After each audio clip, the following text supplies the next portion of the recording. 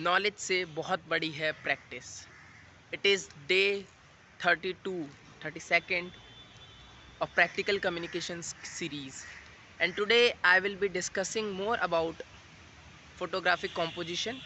In the yesterday's video, we have seen the key elements that are important in any visual art, specifically talking about photography and cinematography, where we are telling or creating aesthetics, sharing stories, freezing the moment, or showcasing the moment in motion using camera device. So we have superficially talked about the composition and the stuff, but now we will be diving deep in the composition topic. Now you are looking at the certain point of the video. I am using rule of thirds right now. Then I am in symmetry, the rule called symmetry. Then I am again in a rule of thirds. So I am speaking by using rule of thirds. The then there's come lower angle. There's come then it comes to be like lower angle. This is called inferior angle. This is called superior angle. This is neutral eye point view. So these all are composition angles and frame filling techniques where we use certain guidelines.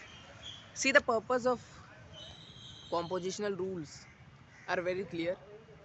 They are used to draw attention to a particular subject, a particular story that we want to tell. Composition often includes the focus, the things in focus, the things kept out of focus, the season. Suppose I am clicking a picture of an image, clicking of an image, clicking a picture of an sky or the scene. If it's in the summer, the picture is going to tell different moods, different stories. The colors will be different, right? And if I am taking the same picture in winters, it will look like this: fog and some dizziness. So the subject being same, the particular lighting, temperature, and these things changes, the mood and the story of the photograph changes as well. So these are the tools that are used in photography, photographic composition. Now the most important rule of photo composition is the rule of thirds that we have discussed. So basically what we do in this compositional rule is divide our frame. Suppose this video frame, the whole rectangle is a frame. In this frame we divide it into three different grids. This one, the first grid, second half the grid, and third half the grid. And then we draw two diagonals at this level and one at this level. So 3 3 3, it divides us into 9 sections. So we keep the subject at the intersecting point. For example, at this point, yes, intersects this point. I am at here and here because I'm using rule of thirds. If I am doing see, rule of thirds, there's a gap, offset.